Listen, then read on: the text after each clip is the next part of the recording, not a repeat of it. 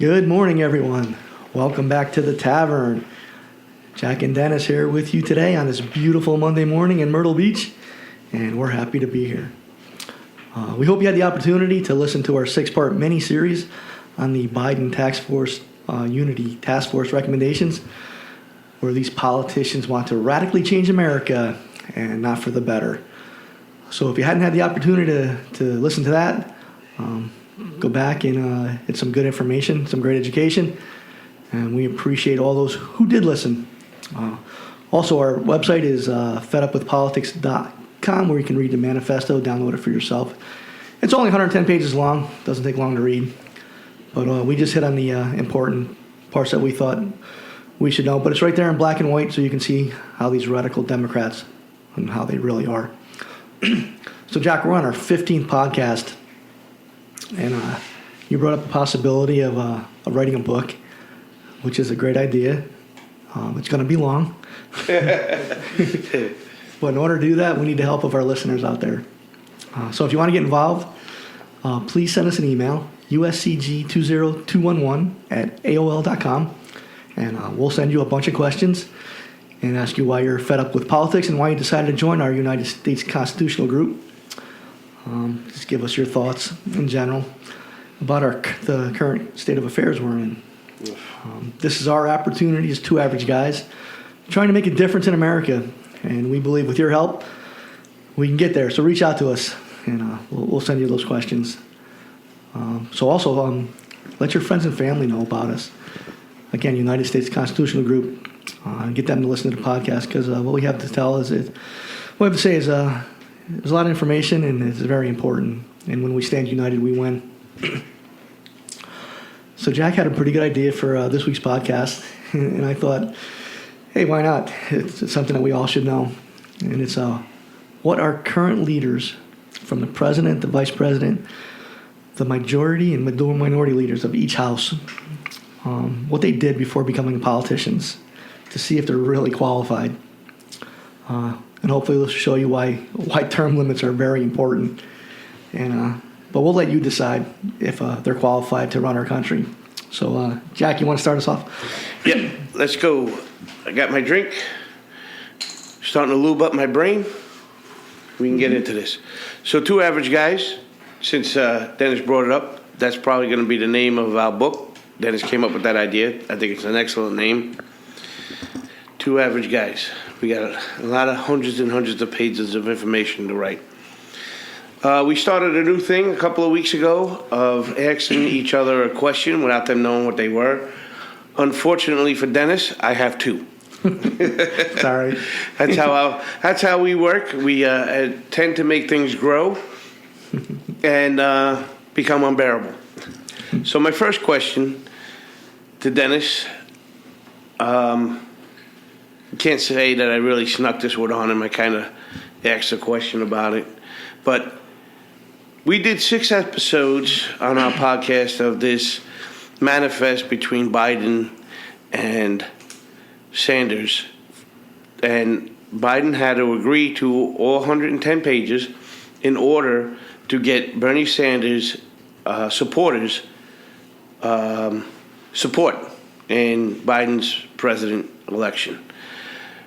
So my first question to Dennis is, you think that was a pro quo? That's a good question. According to the Democrats, you can't have a quid pro quo. You get impeached for that. Right. That's why I'm asking. I mean, not only did he agree to it, but they wrote it out. They're like going line by line. Not only did they write it out, but they have boards for each subject. Each one of those 6 subjects have a board member. A chairman, a co-chairman. Yeah, and we don't know if they're getting paid. Did they get paid to write this manifesto disaster? So I'm not 100% sure on that, but from the looks of it, yeah, I'd say, if you support me, I'll support you. Not only that, though, but this afforded Sanders, I think, a few dollars in airtime and. Well, it got him that committee spot that he wanted. He got him the committee spot he wanted. It got him some recognition and people questioning who's in charge of the Democratic Party. He's the most radical person in the Senate. Yeah. You know, he's the most admitted socialist we have. So I'm going to say, yeah, there was a quid pro quo there. I think so. Maybe if we have any good Republicans or any kind of good statesmen in Washington, D.C.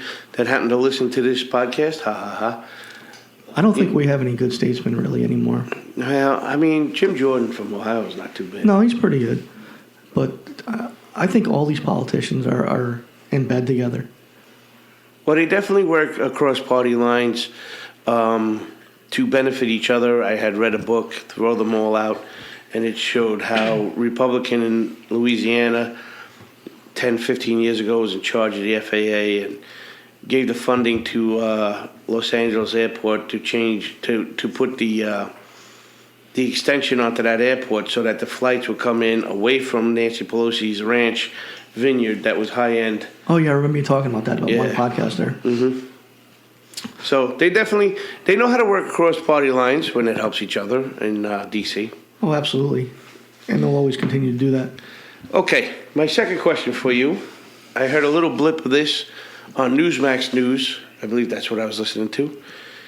Do you know who the founder of Planned Parenthood is? What a Democrat, huge boondoggle. They send a lot of money to Planned Parenthood. They do. You know who? You know who founded it? I don't know. There's a woman called Margaret Higgins. She was born in September 1878, Okay. and she died in 1966. She was an American birth control activist and sex educator, writer, and nurse.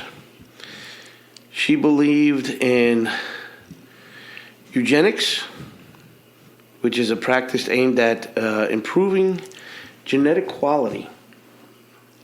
You know who also believed in that? Who? Adolf Hitler.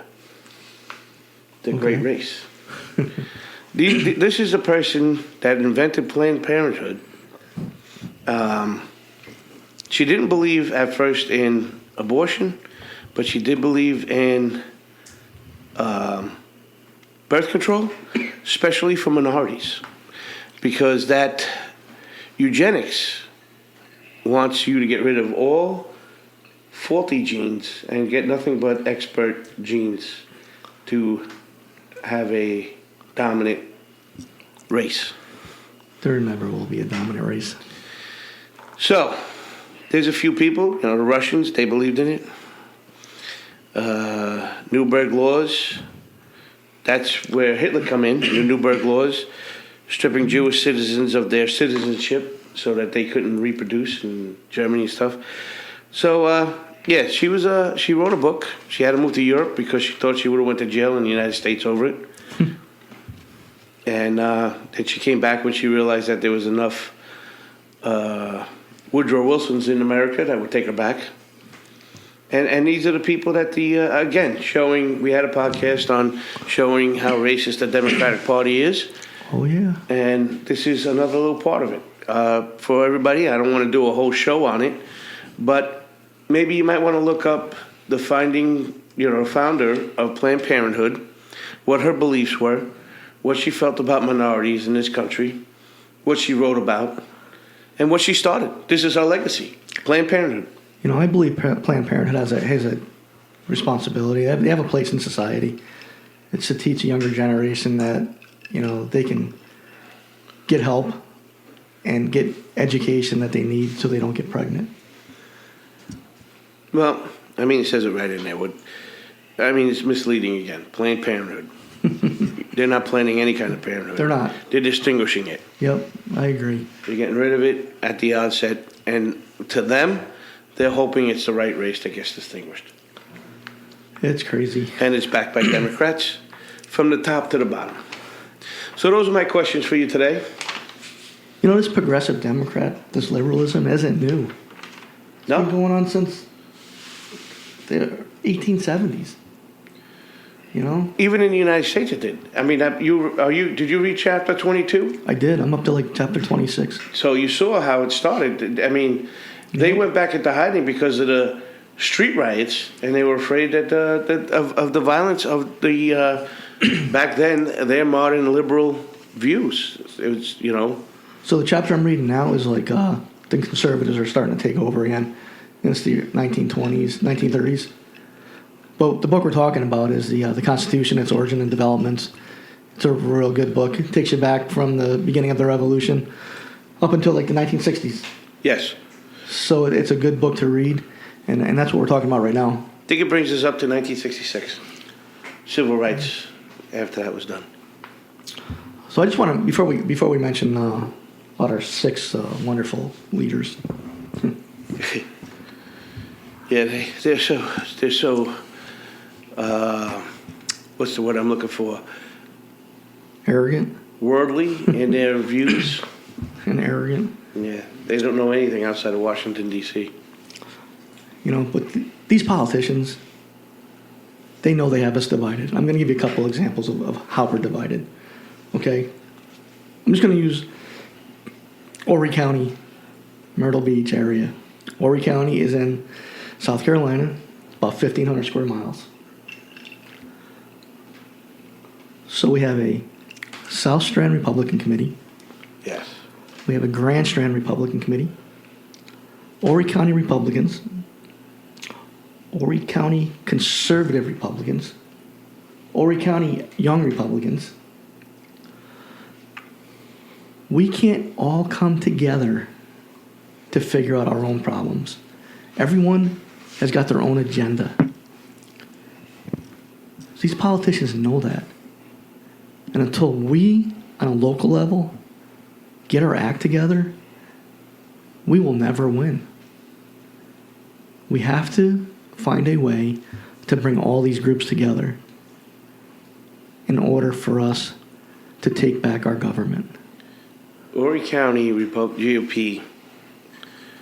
I went to a few of their meetings, and my opinion of it is the leaders of that group show success by how many parties that they were invited to from Washington, D.C.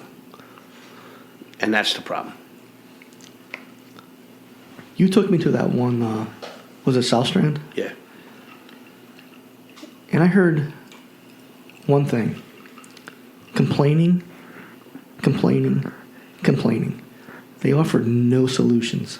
We did get to eat dinner, though. We did. But they offered no solutions. No.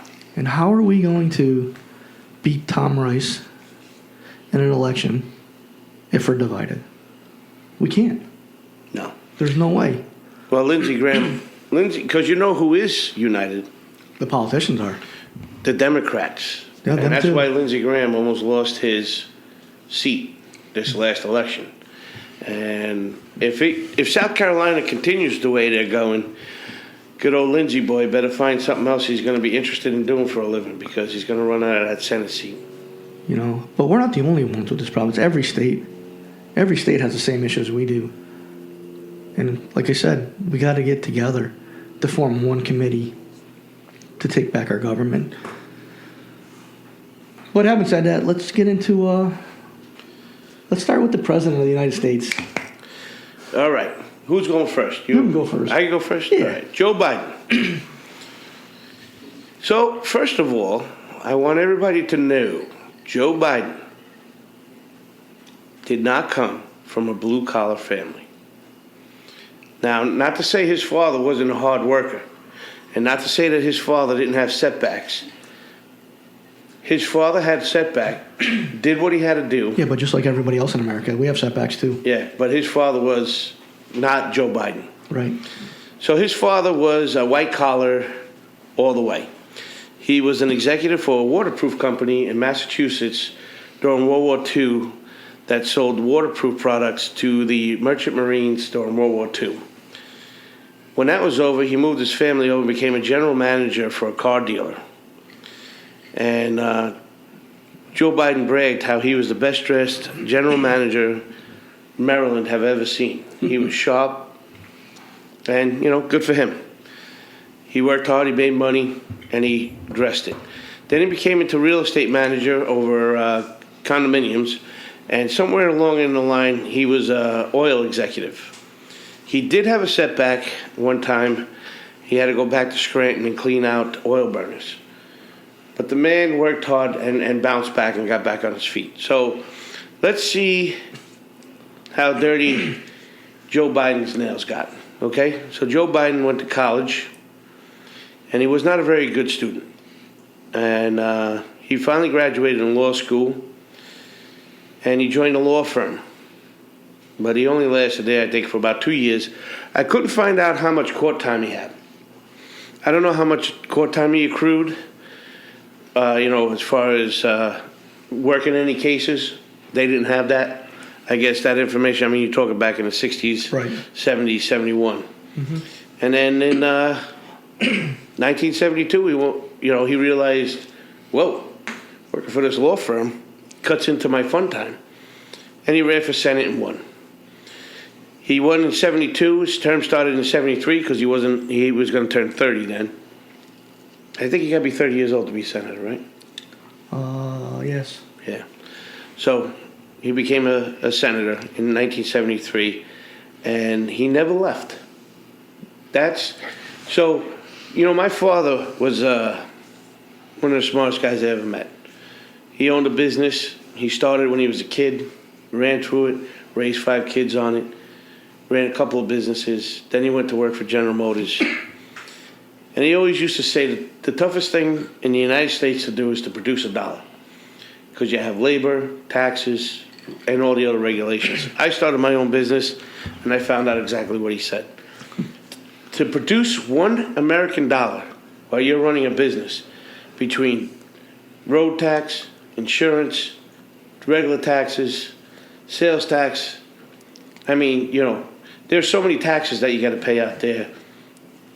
Talk about taxation without representation. You got city tax, you got county tax, you got state tax. I mean, these business owners are paying taxes out of their ass. And guess what? Nobody from the IRS, never once, not one day, showed up for work to give you a hand. Just took your money. So that's what I found out about Joe Biden's work ethic before he became a senator and never left for 50 years. He never did nothing. He has no idea what capitalism is. He was never a part of it. Never once did this man. I mean, not to say he didn't have hardships. His wife got killed and so. But he lost his son to cancer. Yeah, but to tell a worker, I've walked in your shoes, I grew up in your neighborhood, it's a lie. Yeah. He was a mediocre law student. During his first year at Syracuse, he flunked a class for failing to properly cite a reference to a law review article. Well, he didn't know what a reference was because he had also lost 2 or 3 other presidential campaigns for plagiarizing. Right. So, I mean, there goes his college lessons. He almost fails a class for not getting a reference right, and then he goes out and straight out plagiarizes for the rest of his career. Yep. The internet's a great way to reference, to learn about people. All you have to do is look up his biography, and it comes up. 50 years. 50 years as an elected representative. 50 years. No one should be in office more than 12 years.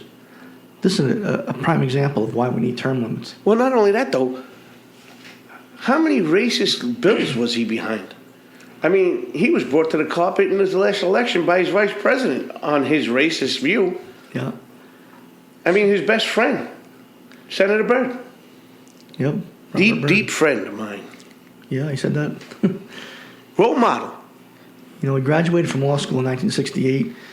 In 1970, he was elected to the Newcastle County Council. Right. So he only did law work for 2 years. But he started his own law firm. I mean, there's no records of how it did. He did become the 5th youngest U.S. senator in history. Big deal. As well as the longest-serving senator in Delaware. Yeah. But he lost his presidential campaign in 2008. Never gained any momentum. Yeah. Well, that's what happens when you run on somebody else's sayings.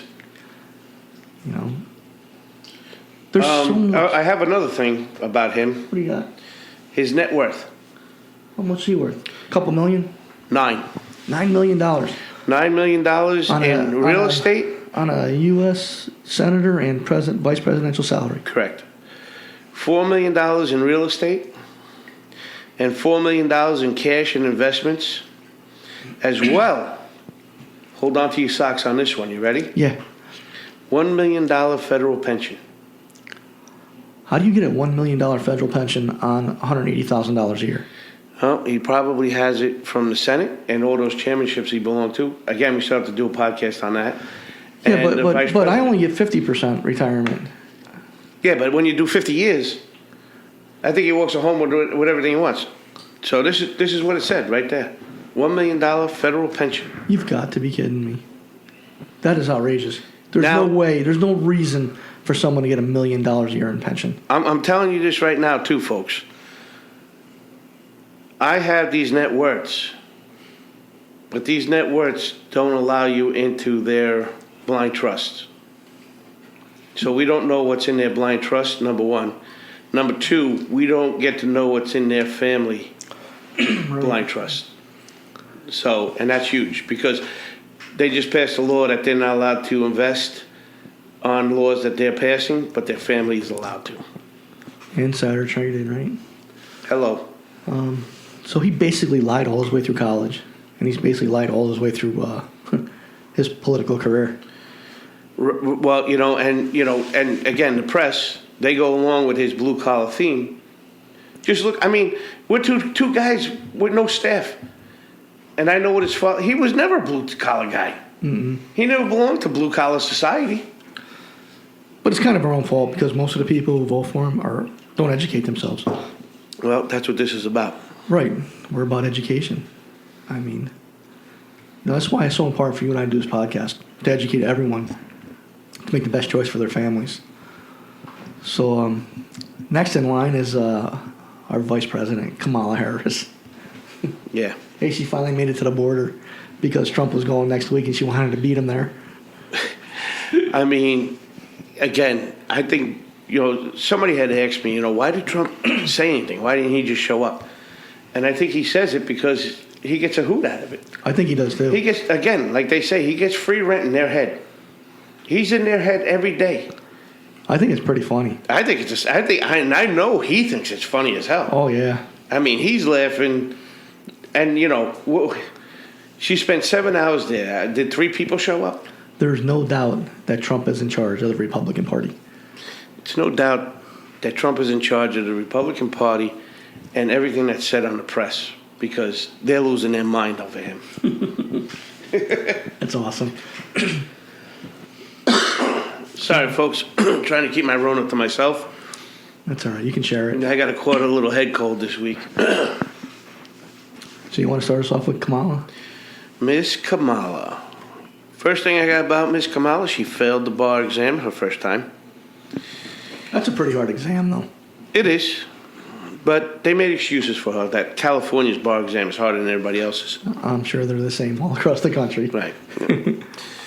Her first job out of law school was Alameda County DA's office. Next thing, she was the San Diego District Attorney's office, which I think she got through cronyism because she was friends with somebody. That was like in 1998. And, that was in 2003. And then California Attorney General, 1993, I think, is when she got to Alameda County DA's office. And then I think she became the San Diego District Attorney because of a friend. And then she became the California Attorney General.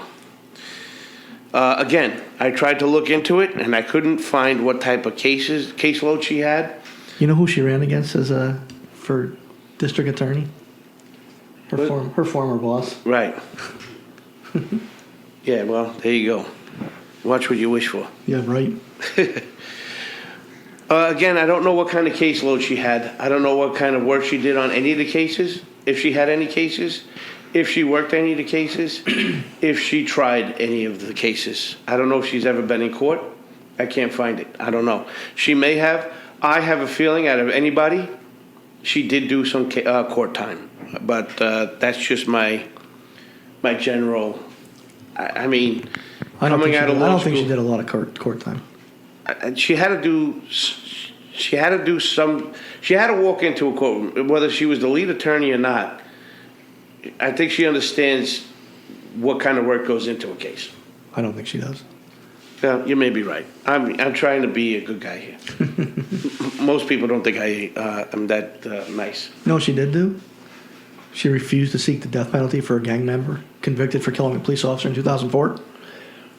That shows you right there. She doesn't really care about she doesn't care about police or believe in the rule of law. She did arrest a lot of people and convict them on marijuana use. And now she's an advocate for Now she loves them. legalization of marijuana, which I think is. I mean, I don't care if people smoke marijuana.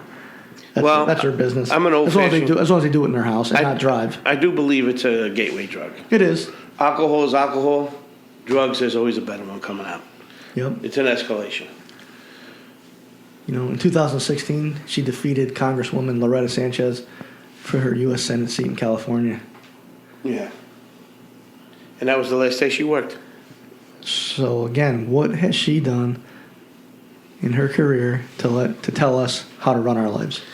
Well, again, like I said, I'm going to give her the benefit of the doubt and say she did look to see how to do a few cases while she was on Alameda County DA's office.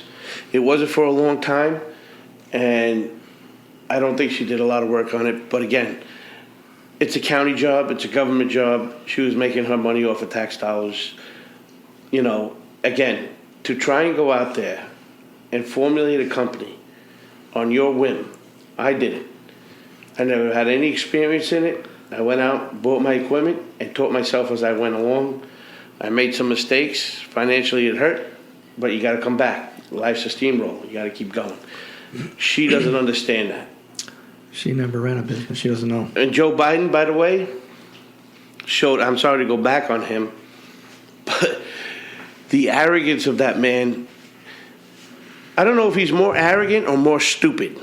Because for anybody to stand there on a podium and say, if you as a business owner are having a problem hiring people because I'm giving a lot of unemployment, then pay them more. Like that is obviously a guy that has no idea how the real world works. I feel sorry for him lately.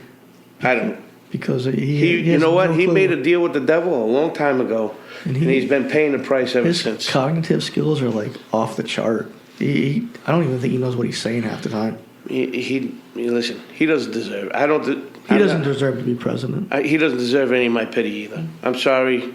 I don't feel. You know, I think the worst person in Washington D.C. right now, though, is his wife, putting him in front of everybody like that in his condition.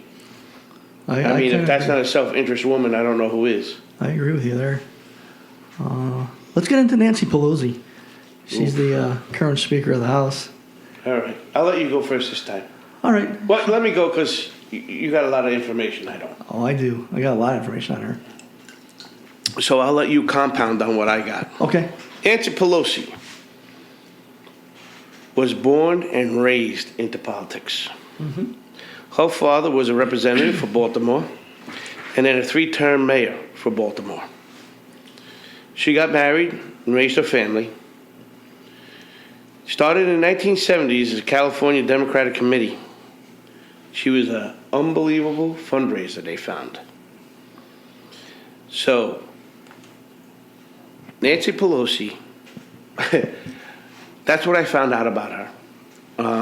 There's not a lot on her. If you go on to Wikipedia, it says her past is blocked. They won't tell you what she did for a living before that. Isn't that funny? You want to know why?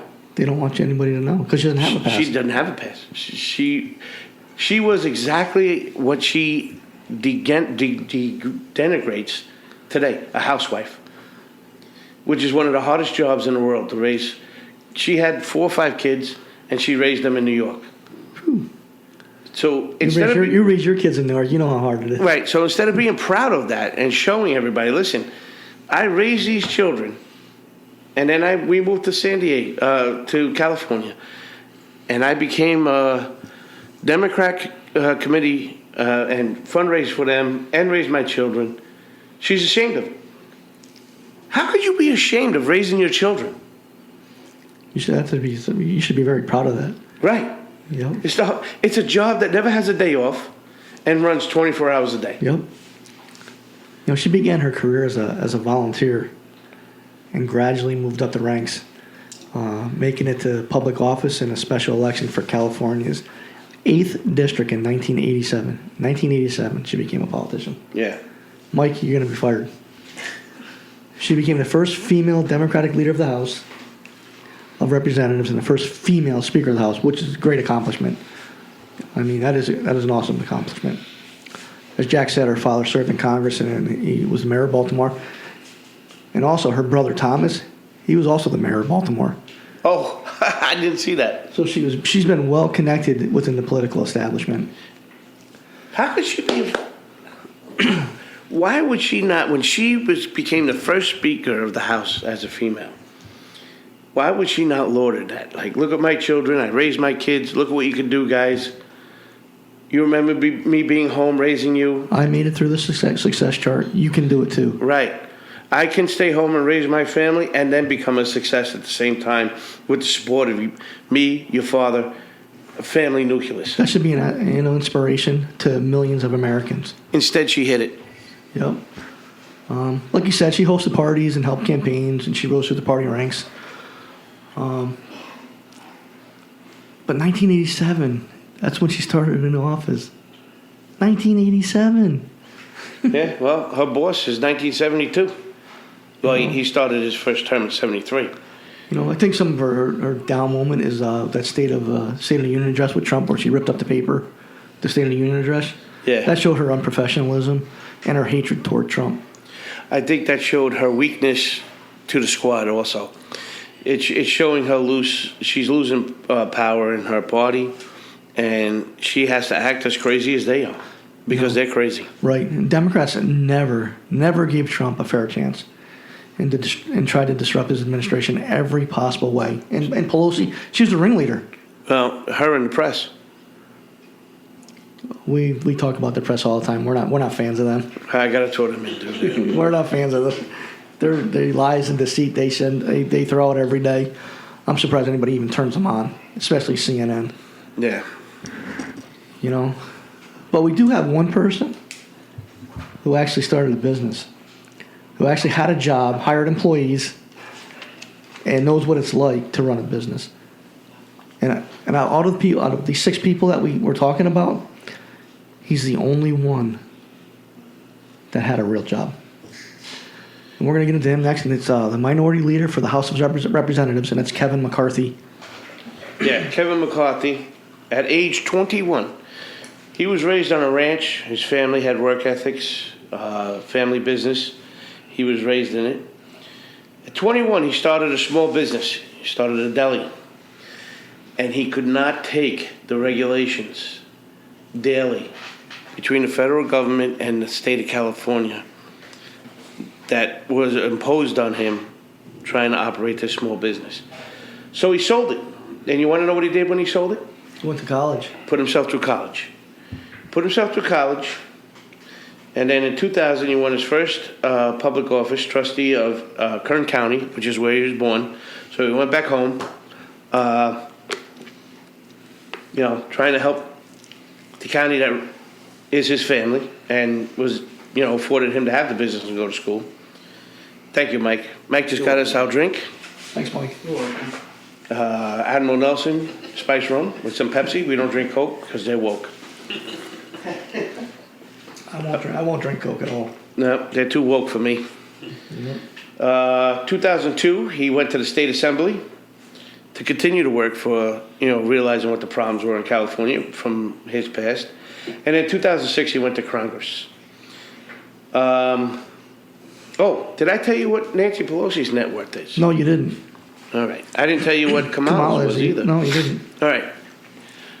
So Nancy Pelosi, I got 3 different net Worths? What? 100 million? 140 million? 196 million dollars. Where do these people get this money from? Her husband was a banker. And they've been married since I think 1980. No, I think they were married before that because she raised her kids in New York with him and then they moved to California. They've been married a long time. But that being said, he's allowed to do insider trading. He did that whole thing with Tesla. He bought 10,000 shares of it, and then a couple of months later, Biden said that the whole fleet was going to go to electric, and it went up, and he made hundreds of millions of I dollars. thought insider trading was against the law. Oh, it is. But guess what? When you live your life in politics, It's only against the law for us. you don't have to live by the law. All right. That's what it is. So that's what these, again, we have private, we have, what's that called? I just said it before. Blind trust. And families allowed to invest now, and you're not. So her husband's making all that money for them on her voting. Kamala Harris, her net worth is $4 million. Her net is $4 million. Her husband's an attorney. I don't know how much work he does. And they tried to say that that's okay because it's not as much as many of the politicians that she stands side by side with. But she wants to tax all the millionaires more and more. I wonder if she'll tax herself. Yeah, okay. She'll tax herself on her W-2 form, but she won't tax herself on her blind trust. Of course not. That's why it's a blind trust. Can you see where we're getting at, folks? They're shady. Every one of these politicians, no matter it's Democrat, Republican, 90% of them are shady and do stuff that they're not supposed to do. Kevin McCarthy, you didn't do anything on him yet, right? I haven't touched him yet. Well, I'll let everybody know, and then I'll let you go on yours carefree without me interrupting you. Probably not. I'll probably interrupt anyway. That's okay. His net worth, the only guy that held a job, of course, he's only been in since 2006. And Kamala Harris, she's only worth $4 million because she's only been there since 2017. But A lot of money in 4 years. yeah, his net worth outside of his blind trust. So maybe he's a little bit more savvy because he was a businessman. But they're showing his net worth. You're not going to believe it. $94,875. Get out of here. That's it. No way. I mean, he must live in a cardboard box, but there it is. Either that or it's mortgaged up to his eyeballs. Hey, you know when he opened up his deli? You know how he got the money? No. He hit the lottery for $5,000. Did he really? Yeah. And that's how he opened up his deli. Excuse me. Sorry for that With call. $5,000. He reinvested his winnings. Like you said, 2007 he became. So he won $5,000 from California and probably paid $100,000 in taxes out of you in the deli. So 2007 to present, he's been U.S. House of Representatives. He's been Deputy Minority Whip, 2009, 2011. Graduate of California State University at Bakersfield. He put himself through that. Yep. U.S. House of Representatives Majority Whip, 2011, 2014. House Financial Services Committee member, co-chairman, U.S. House Energy Action Team. He was Majority Leader from 2014 to 2016, and he's been the Minority Leader ever since. So he's done good for himself. Yeah, but you know what? I don't know. Again, I don't live in California. Right. But you know what? I don't think he has forgotten about Kern County. I don't think he has either. No, I don't think he has. So hopefully those people, if there's anybody in California, especially in Kern County, keep in his ear.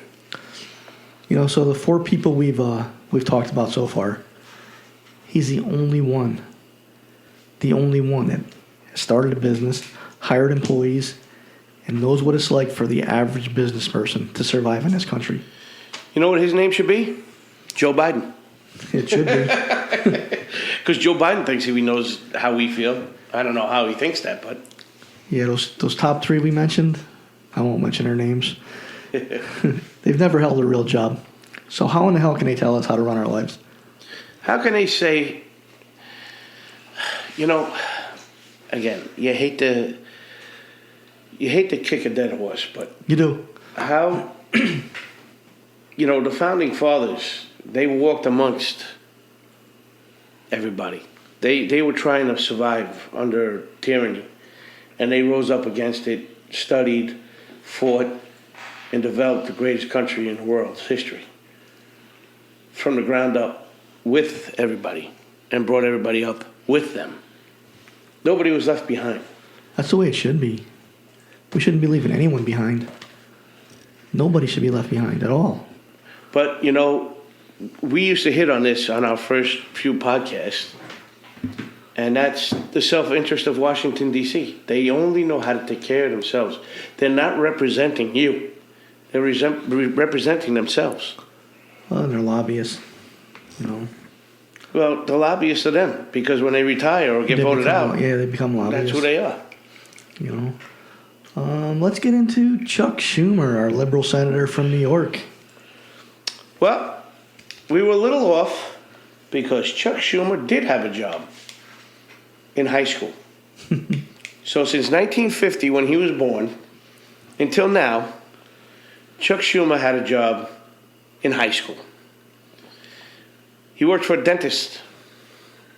I didn't see that. Yeah, he worked for a dentist's office. And he worked there for 4 years while he went to high school.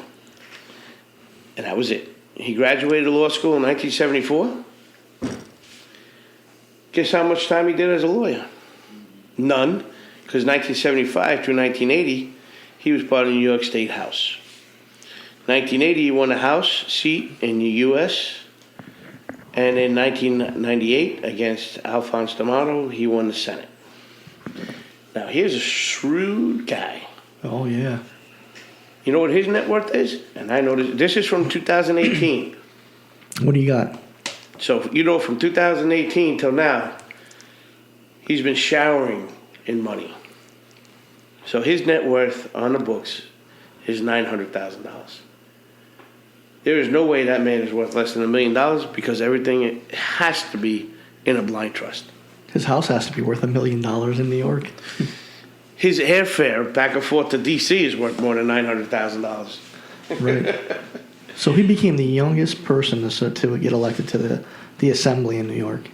He was like 23 years old. You know what his father did for a living? 1950, so he's what, 72? 71. Well, he'll be 72 this year, right? Yes. 71. No, he'll be 71 this year. You know what his father did for a living? I'm not sure. His father would never go out of business. Exterminator. Good for him. I don't know. I don't know if he was that good at it because New York City is loaded with cockroaches. Not as much as D.C., but... Are we talking people or actual animal? So as Jack said, he's never had a real job. Excuse me. You know, he's never had a real job except his like couple years as a dentist assistant. Well, whatever. Whatever he did. I think he went and got lunch and dinner. I think is what he said. As long as he got paid for it. That's right. But again, how can these people tell us how to live their lives, live our lives, when they really they've never lived paycheck to paycheck. They have no clue what it's like to live paycheck to paycheck. Well, the problem is they're not telling you how to live your life. They're telling you how you're living your life wrong. Right. I mean, I'm sorry, but you're going to tell me I'm doing things wrong? Like I said, they've never lived paycheck to paycheck. No. They don't know what it's like. Not a clue. You know? So we've got one more person left. Good old Mitchie. Good old Mitch McConnell, our senator from Kentucky. So go ahead. All right. Mitch McConnell graduated law school 1967. Now you would think, I would think, my kids go to law school, they're going to become a lawyer, right? Everybody? Jack? Mm-hmm. Right? Mm-hmm. Yeah. You did a lot of money going to law school. That's right. Go out there and become a lawyer. So, 1967, he graduates. 1968, he was a legislative assistant to the U.S. Senator Marlo Cook. No law. He was an assistant. Then, from 1974 to 1975, he was a deputy assistant to the United States Attorney General. How in the hell do you become an assistant to the United States Attorney General when you were never a lawyer? You never did any law work. How did you get the job? And here's the kicker. Here's even better than that. From 1978 to 1985, he was a chief judge in Jefferson County, Kentucky. This man was never a lawyer. How are you a judge? You never did a case in your life. You never prosecuted, you never defended, you never did nothing in the law industry, and you're a judge? What are we doing here? How is that possible? He's been in the Senate since 1985. 36 years. I didn't graduate high school until 87. I graduated in 84. But I found it, and this blew me away. This is a personal quote from Mitch McConnell. I allow Kentucky to punch above its weight. My last term, $17.5 billion for the Commonwealth that would have never been there had I not been the majority leader of the Senate. $17.5 billion for Kentucky. What did we get down here in New York, in South Carolina? I'm not sure because I didn't even look at it. Well, we'll have to make an update on that. Who is he to think it was only him who got that money for Kentucky? That is pure arrogance beyond the level I can even fathom. I don't know. I mean, it's baffling. It's beyond words with these guys, with these people. I mean, he started his political, another one like Schumer in his early 20s. What does he have on these people that they keep electing him? Because, do you ever see him speak? yeah, he's like, His public speaking skills are about as fun to watch as paint dry. it's ridiculous how these people, again, uneducated people, they don't educate themselves on what these people do. Oh, we just need to keep it in Republican hands. You know what? Find a different Republican who's better, Find who a has more statesman. ideas. Find constitutionalists. Find statesmen. They don't even listen. People don't even know what statesmen are anymore, Jack. No, they don't. You know, they don't. Well, because you're not allowed to use the word statesman. Right, you got that right. That's why we don't drink Coca-Cola. I'm not drinking Coca-Cola. So again, all these people except for Kevin McCarthy, have had everything handed to them from when they were kids. But yet they're going to tell us how to run our lives. Wake up, folks. Wake up before it's too freaking late. Little side note. Net worth. This is from 2014. I'm going to say 20 million. 22.5. Damn. And that's because of his wife. His wife, apparently, family owns a huge shipping company in Asia. 90% of the ships, I believe, are built in China. I don't remember. We had it in a podcast earlier, but I believe it was between 90 and 95% of the work her family does is for China in the East China Sea. That's most politicians these days. She says she has no interest in the business. But again, that's from 2014. So that's 7 years. Who knows? I mean, with $22.5 million, especially the 4 years with Trump, with the economy booming, I mean, he could be worth over $100 million in the private trust, blind trust that we don't know about. Right. Good point. So we just talked about just 6 of our current leaders, the top 6 spots we have in the U.S. government. If you don't get the picture, we don't know what to tell you. Yep. And these people are dangerous. These people will probably sell their mother I think they have. to get what they want. I mean, They will sell Joe out. Biden has used his father, His son. his wife, his first wife, his daughter, and his son to advance himself. That should show you right there. These politicians don't care about anyone but themselves. Where do the boundaries stop? I'm not sure if they'll ever stop. They don't care. So we're going to wrap up this podcast. So we're going to turn it over to Jack for his final thoughts. Here's my final thought. We just spoke about the 6 leaders of this country. And this is what I have to say. Get new leaders. The United States of America was founded already. 1776, we had the Declaration of Independence. We're coming up on our Independence Day very soon. The Constitution was ratified in 1789? 1789. So the country was founded in 1776, and the government we were going to live under was established in 1789. So the United States and its government has been found, and it's been working, and it's the best form of government in the history of the world, this entire planet. Our representatives, for some reason, feel that their job is to change this. And it's not. And there's a couple of reasons why. First and foremost, number one reason is it doesn't need to be changed. It's the greatest government ever invented.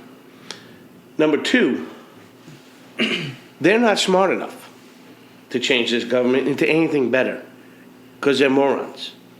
And the people that are dumber than our representatives are the constituents that keep voting them in. This government does not need to be changed. It needs to be reined in. It needs to change in one way, and that's the leaders need to be voted out, and patriots and statesmen need to be voted in. And that's what our job is to do now. We've said it before, but the Declaration of Independence and the Constitution are the 2 of the most well-written documents ever in our history. You're right, it doesn't need to be changed. It needs to be reread. It needs to be followed. It doesn't need to be changed at all. Read the Founder's Key, and when you're done reading Founder's Key, Read the Constitution. Read the Constitution and Declaration of Independence. Yep. Please do that. Read the amendments and what was done. And as you start getting, and read the Federalist Papers after that, because once you read the Founder's Key, it's automatically going to want you to read the Declaration of Independence and the Constitution. Once you read those 2, you're going to want to read the Federalist. The Federalist Papers, yeah. You know, and once you do that, I don't think you'll ever put down another book. You will be convinced. You want to read. There's so many tools at our disposal out there. We just have to take the time to actually sit down and read. Like I said, and we know people are busy all the time, and that's why we're here. You know what? You're going to get people that say they're a lot smarter than you. You know what? We're not smarter than you. We're just 2 average guys. Right. Fed up with these politicians. And we're going to write a book. See that? After you read enough books, you think you're smart enough to write one. And we'll do good with this one. It's going to be good. So we appreciate everyone listening to us. Without you guys, we'd be lost, like I am now. Yeah. Dennis is having an arm wrestle with his computer right now, folks. Yeah, I'm not winning. Just wing it. So we hope we gave you a good education about our current politicians and in leadership positions. They're no good. I don't even know how to pronounce. I don't even know what to say. They're no good. No, you're right. You know, it comes down to this: we can't trust the people running our country right now. All right. They've been running it too long. Yep. They're going to tell us whatever we want to hear. They're going to tell us the sun is green. And we're going to say, okay, most of us, okay, it must be, because they're elected politicians. We can't listen to them, folks. We need to question everything they do. We just showed you they are not smarter than you. These people paid for an education and never used it. I don't think they even have really an education. Well, Joe, except for Kevin McCarthy. Biden doesn't, because he can't even talk. He liked to be social instead. Yep. He said it right there in his biography. Yep. So again, check us out on Facebook, United States Constitutional Group. Reach out to us on our uscg2021 at AOL.com if you want to be part of our book. Give us some pointers on how to improve, and let us know what you would like to hear about. We'll do the research for you, and we'll do the best we can. And as always, we'll end with this. Knowledge is power. We'll see you next week at the tavern.